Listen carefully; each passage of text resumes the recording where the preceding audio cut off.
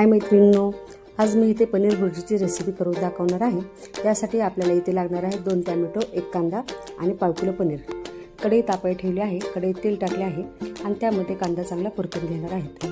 तर कांदा परतेपर्यंत मी इथे पनीर किसून घेणार आहे। पनीर किसून घेतले तोपर्यंत इकडे आपला हा कांदा लाल झाला आहे।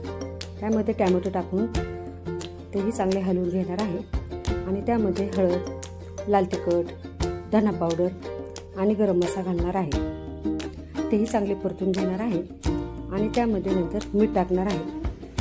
मीठ टाकल्यानंतर ते हलवून घेतल्यानंतर त्यामध्ये मी खिसलेले पनीर टाकणार आहे आणि तेही हलवून घेणार आहे आणि त्याला एक वाफ येऊ देणार आहे।